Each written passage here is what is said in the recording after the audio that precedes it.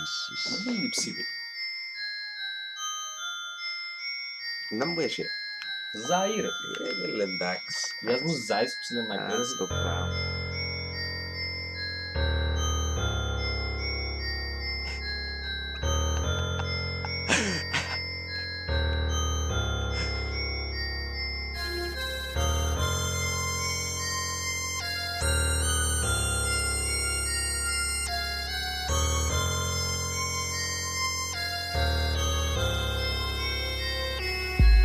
Η κολόνια σου εν τρίχες κρουσμένες κι όλες οι γενέτσες που εγάμισες ιταλημένες, μαστουρωμένες, μεθυσμένες ή απλά γεμωμένες, φρισμένες. Και για να με χωρίσεις ως τώρα σημαίνει το χύμα μου δεν αφήνει λεκέδες. Μπαίνω μες στο σπίτι σου και σέζω πας στους καναπέδες.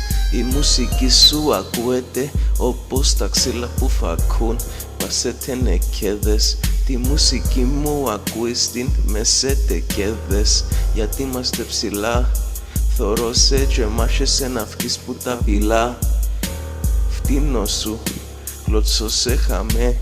Μπιότ συμπίδαμε στην τρύπα της βίλας σου και γίνονται τα αρτσίθια σου μπλε. Είσαι άπαρος και είμαι το τέσκο, έφασε πιλέ. Διονύσης, επίστηκε ποιος είσαι και πελέ μου όπως φεύγεις την πόρτα κλείσε.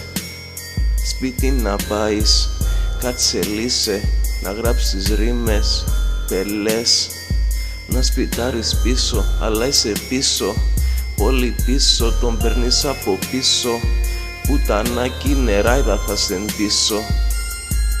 Διονύσης, τον πιφ θα το κερδίσω και την πουτάνα σου Θα γαμίσω.